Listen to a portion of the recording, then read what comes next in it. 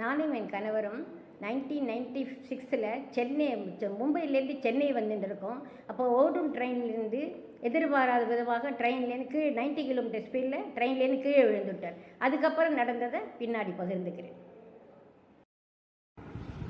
அவன் அருளாலே அவன் தாழ் வணங்கி என்று மாணிக்கவாசக பெருமான் கூறியதைப் போல திருச்செந்தூர் சண்முக பெருமான் அவனுடைய தரிசனத்தை எனக்கும் என் மனைவிக்கும் சிறப்பாக காட்டியதை உங்களுடன் பகிர்ந்து கொள்ள விழைகின்றேன். நான் கேதார்நாத் பயணம் மேற்கொண்ட பொழுது குதராயத்திலிருந்து திரும்பி வரும்பொழுது என்னுடன் கூட வந்த எனது பிரதர்லாவை தவறுதலாக மிஸ் பண்ணிவிட்டு அவனை யாரோ ஒருவர் குழு கொடுத்ததன் பேரில் அவரை ஈஸியாக கண்டுபிடித்து அவருடன் சேர முடிந்தது என்பதை பார்த்தேன். என்ன பண்ணுறதுன்னு தெரியலேன்னு.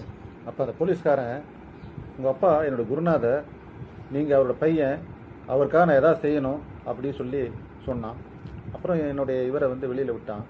இதை பார்த்துட்டு இருந்தான் அரசியல்வாதி. அப்படின்னு உங்கள் அப்பா குருநாதர் தெரியலையப்பா, ரொம்ப ஒரு போலீஸ்காரன் குருநாதாங்கிறான் அப்படின்னு உங்கள் அப்பா அவனுக்கு சொல்லி கொடுத்தாரு தெரியலையே. பாசமுள்ள பார்வையிலே கடவுள் வாழ்கிறான், அவன் கருணையுள்ள நெஞ்சினிலே கோவில் கொள்கிறான். இதோ எந்த தெய்வம் முன்னாலே நான் ஒரே ஒரு பொன்னகையில் கண்டேனே.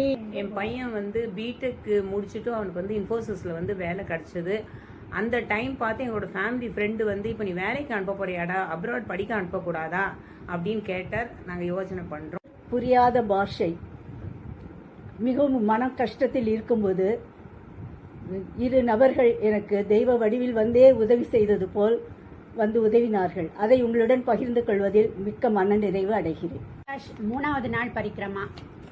3 அடி தான் இடம் இருக்கு. இந்த பக்கம் மலை, அந்த பக்கம் கிடுகிடு பள்ளம், காற்று வேற அடிக்கிறது. கண்ணை மூடிண்டு நான் அப்படியே கடவுளை இது பண்ணிட்டு நிற்கிறேன். நான் பஞ்ச கைலாஷ் வாழ்க்கையே திருப்பி போட்ட நேரம், நினச்சே பார்க்க முடியல.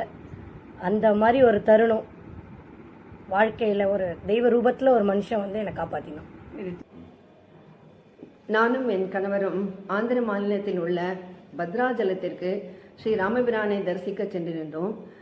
அப்பொழுது கோவிலில் இருந்த அர்ச்சகர் சன்னதியிலிருந்து வெளியில் சென்று விட்டார்.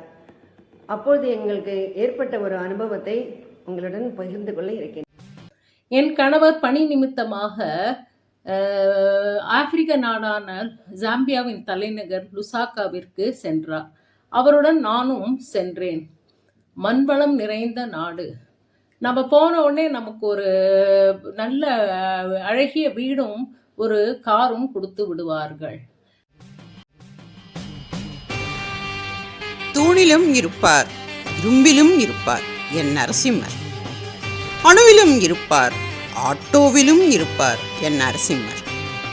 மின்னல் வேக நரசிம்மர் மின்னல் வேக பார்த்த சாரதியாக என்னை ஆட்கொண்ட தருணங்கள் அப்பப்பா அப்பப்பா.